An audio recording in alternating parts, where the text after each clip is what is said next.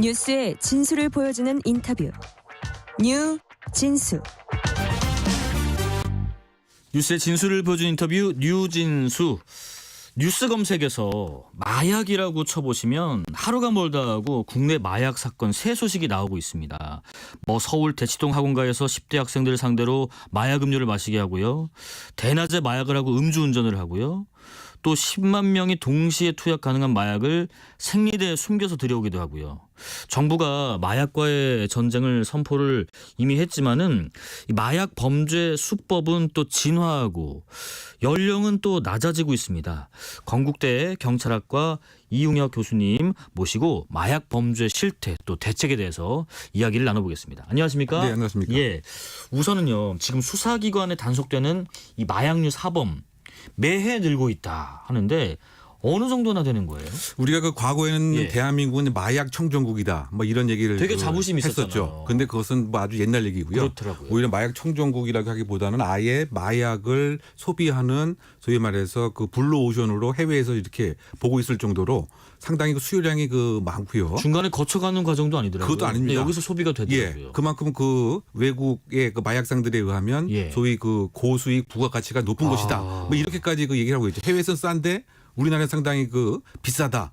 그리고 많은 수요가 각계각층에 있다. 오명이네요. 네, 상당히 오명인데요. 네. 그 구체적인 그 통계는 네. 일단 최근의 통계를 뭐 잠깐 살펴보면 예, 예. 1월, 2월 통계입니다. 예. 작년하고 그 비교해 보면 네. 30% 이상 이제 급증을 한 겁니다. 30%나 늘어요. 예, 작년 1월, 2월 동일한 그 시기로 그 봤을 때, 이 작년 같은 경우는 2,500명이었는데, 올해에는 3,500명이고요. 그렇다고 본다면 작년에는 마약 그 위반 사범이 어느 정도 됐겠느냐. 작년 같은 경우에 총 그 개수 통계는 2만 4천 명이었는데요. 그래서 지금 이와 같은 이 경향으로 본다면 네. 아마 올해 같은 경우 이제 2만 7천 명이다. 그러니까 이거 상당히 그 작년에 처음 2만 명대를 그 돌파한 거죠. 네. 그래서 상당히 그 아주 급증하는 이런 경향이 있는 것이고. 근데 2만 명대도 잡힌 수만 했을 때 2만 명대인 거잖아요. 네, 그래서 제가 지금 그걸 말씀드리려고 했는데 그래서 잘 지적을 예. 해주셨습니다.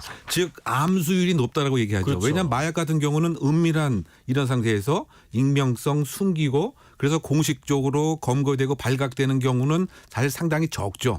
잡힌 것만 이렇다고 봤을 때 네네. 그럼 실제 수는 여러 가지 연구 결과를 종합해 보면 적어도 30배 이상은 봐야 되지 않느냐. 그렇다고 본다면 무려 60만 명 정도 되는 것은 아니냐. 네. 뭐 이런 추정을 하고 있는 것이기 때문에 마약이 먼 다른 사람의 얘기가 아니고 네. 바로 내 옆에 있는 엄청난 문제로 다가와 있다. 네네. 그러다 보니까 우리가 이제 운전을 하는 과정에 갑자기 그 마약에 취한 이런 사람이 그 등장하는 거 하면 네네. 말이죠. 그러다 보니까 지금 논의되고 있는 것이 음주운전 단속처럼 마약 운전하는 것이 아니냐라고 하는 이런 단속이 필요하지 않느냐. 간이시약 단속 같은 예. 거요. 그래서 사실은 또 그러다 보니까 그 최근에 간이시약이 개발되기도 했습니다. 예. 15개 종류를 마치 음주운전 하는 것처럼 빨리 신속하게 이 검사와 검색 결과가 필요하니까 말이죠. 네네네네. 그러니까 유혹하게 되면은 과거에는 이제 특별한 계층, 특별한 직역에서만 마약이 유통됐는데 지금은 뭐 청소년, 뭐 운동선수, 뭐 얼마 전에는 저 운동선수, 야구선수가 사실은 또 예. 자기 후배들을 시켜서 또 오남용의 목적으로 이런 또 처방도 의뢰하고 말이죠. 네네. 그러니까 이 마약 문제가 사실은 제가 개인적으로 평가할 때는 저는 이 국가 안보 차원에서 사실은 접근을 해야 된다. 국가 안보 차원. 예, 왜냐하면 근로 의식이 사실은 이렇게 사라지게 되고요.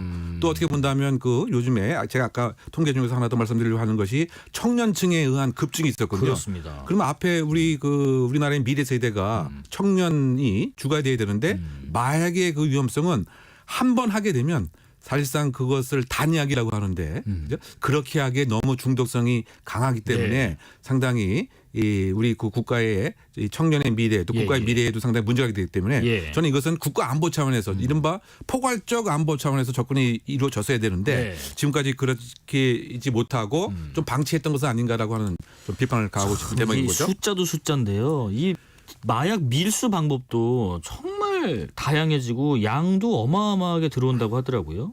그 양을 일단 뭐 보게 되면 예. 관세청 1월하고 3월 네. 그 결과인데요. 일단 이것도 역시 이제 검거되고 압수하고 발각된 것에만 그렇겠죠. 국한된 거죠. 예. 뭐 국제우편 같은 경우 62kg, 특송화물 57kg이 발각이 되고 네. 여행자 22kg 했는데 이건 이제 양으로 이렇게 보다 보니까 양이 늘어났다 그 정도만 우리가 생각할 수 있는데 또 질적인 그 내용을 보게 되면 네. 그 작년 같은 경우에 이른바 바디 패커라고 들어보셨습니까? 네네네. 그러니까 이제 사람이죠. 몸 신체 안에 예, 신체 안에 조그맣게 이제 그런 비닐로 싸갖고 예. 자기가 먹고서 이게 소화가 되면 안 되니까 그냥 소화가 안 되는 약까지 함께 먹고 네. 약 200개의 그 조그만 동아리로 봉지로 만들어갖고 네네. 사람을 사용해서 들어오는 이런 시도가 있었던 거죠.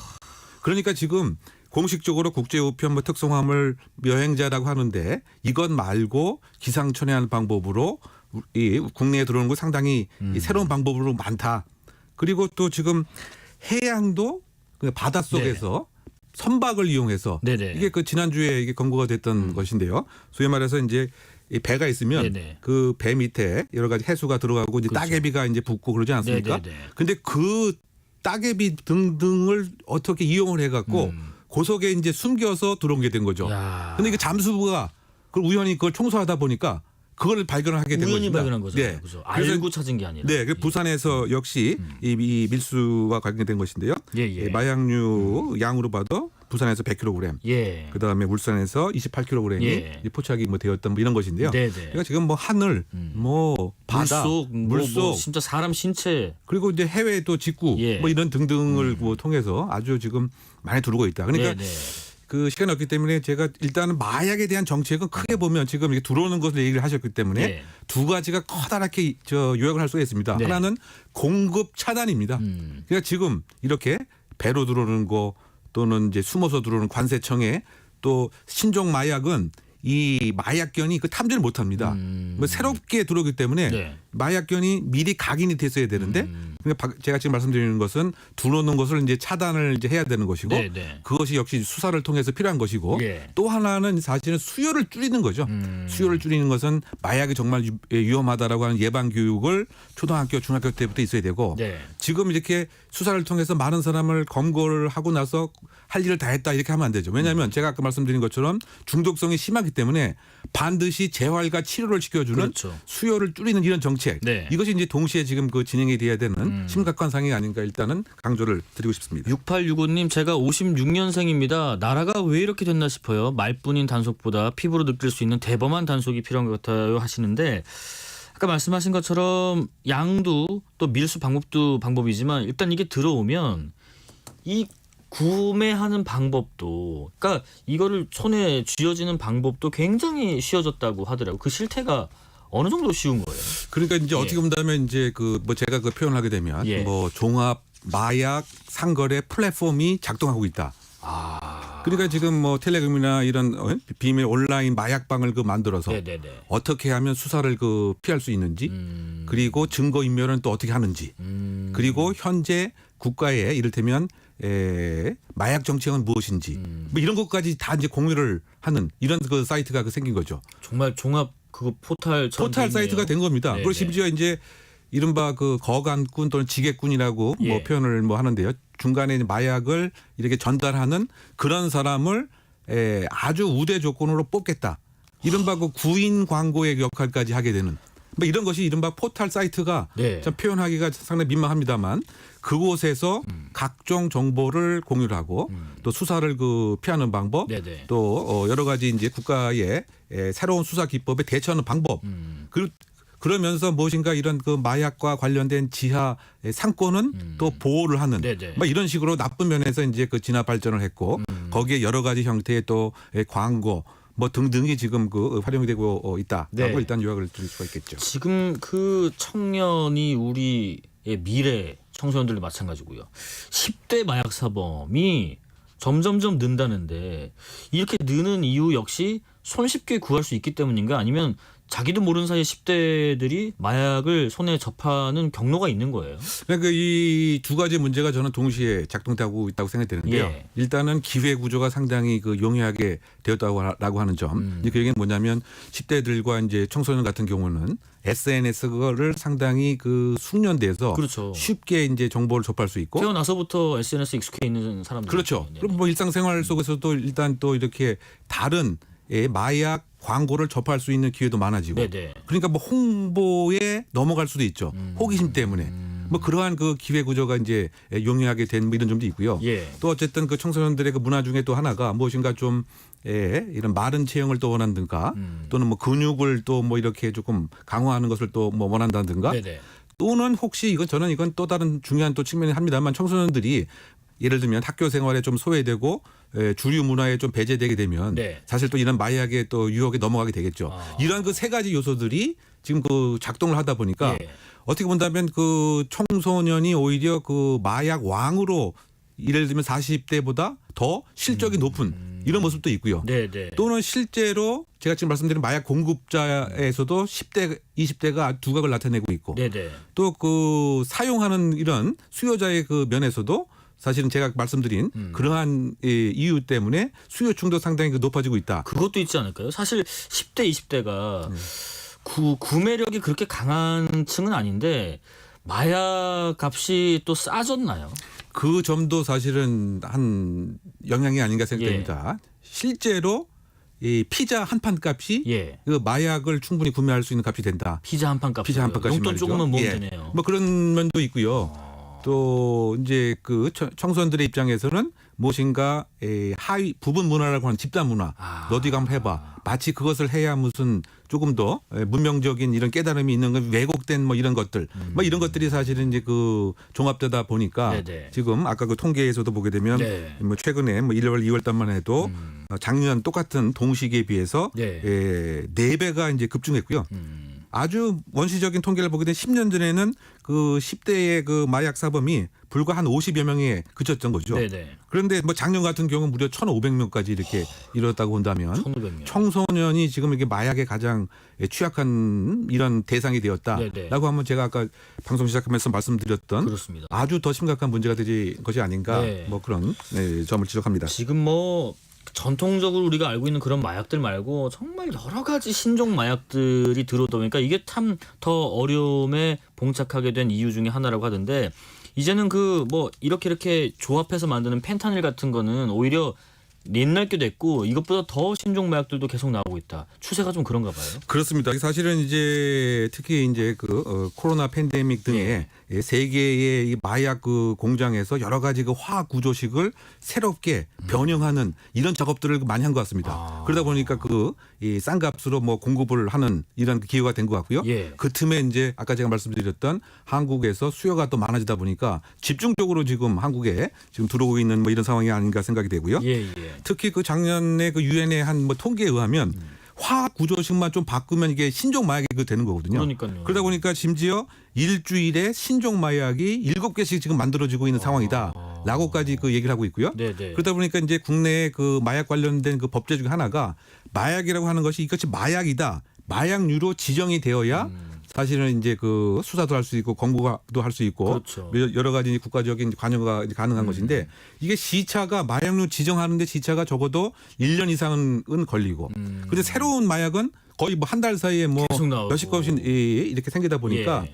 지금 뭐 부득불 임시 마약류 지정제라고 하는 것을 만들어서 일단 마약류를 그 지정을 해서 예. 무엇인가 시간에 뒤처지지 않는 왜냐하면 이 마약으로 일단 그 검거가 되어야 거기에 대한 뭐 재활도 가능하고 치료도 가능하고 예. 또 공급에 있어서 차단에 관한 정보도 그 가능하기 때문에 어쨌든 유혹하게 되면 그 신종 마약이 국내에 지금 유입되는 속도가 상당히 빨라졌는데 네. 그에 그 반해서 또 마약류 검사라든가 마약류 지정을 하는 그런 것은 상당히 지금 지연되고 있는 속도를 따라가지 속도가 못 따라가고 못한다. 있는 네. 뭐 그런 현재 상태가 아닌가 생각됩니다. 예전에 그 영상 보니까요 마약 수사하는 경찰이요 문을 탁 열었는데 바로 팍 쓰러지더라고요. 그 마약이 새로 만든 마약인데 그만큼 그냥 냄새 정도만 맡았는데도 확 들어와서 넘어가는 경우 그렇죠. 사망 직전까지 가는 경우도 있던데 근데 그것이 독성이 상당히 독성이 지금 상당히 그 이제 심해지고 심하고. 예 그러다 그렇죠. 보니까 이제 예. 청소년 같은 경우에는 소위 그 중추신경을 마비시키는 마비시키고. 뭐 그러한 예. 이제 신종 마약에 아까 설명드린 바와 같이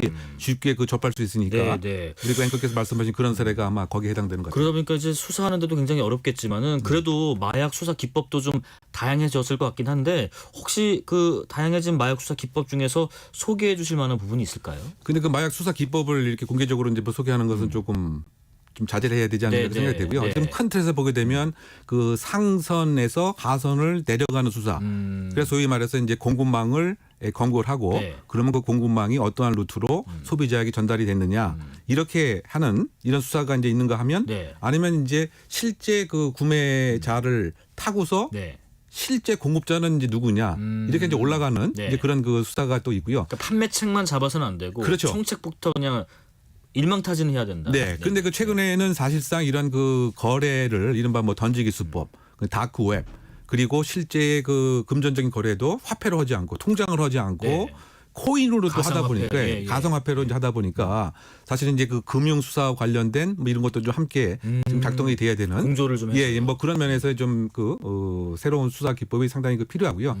뭐 DEA 그러니까 그 미국의 마약 수사청 같은 경우에는 예. 뭐 잠복 수사라든가 뭐 위장 수사라든가 아니면 심지어 지금 말씀드린 그 웹사이트 어떤 플랫폼을 아예 운영을 하는 거죠. FBI나 DEA에서. 그래서 사실은 그거는 마약 수사 기관이 운영하는 겁니다. 네네네. 그런데 그것을 모르고 거기에서 여러 가지 활동들을 하게 되면 일망타진의 아주 중요한 수사의 효과성이 있는 기법이 되겠죠.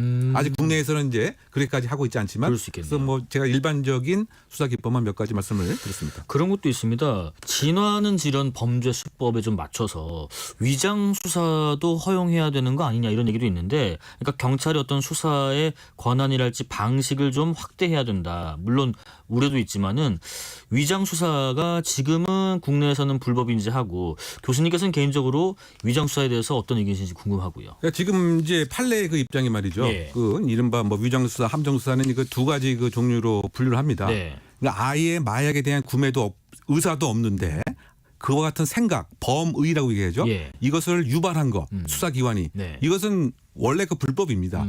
그런데 그것이 아니고 기회만을 이제 제공한 거. 이것은 여전히 적법한 거죠.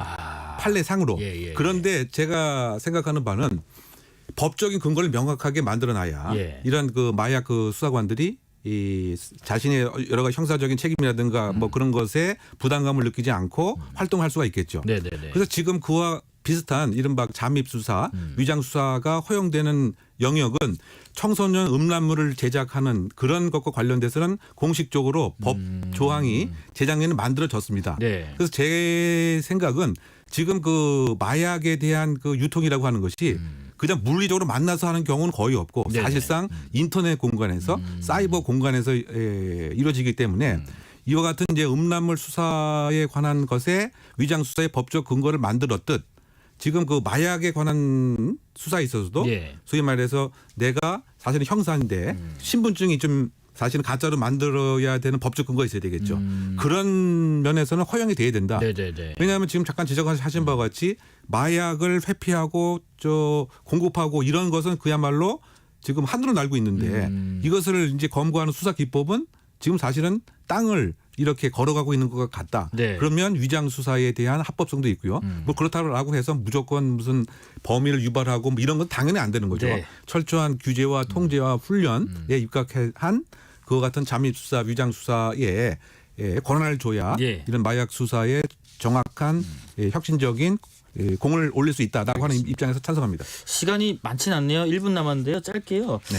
어쨌든 잡는 것도 잡는 거지만 치료와 재활, 예방 이런 게 참 중요한데 지금 국내에 컨트롤 타워가 좀 부족하다.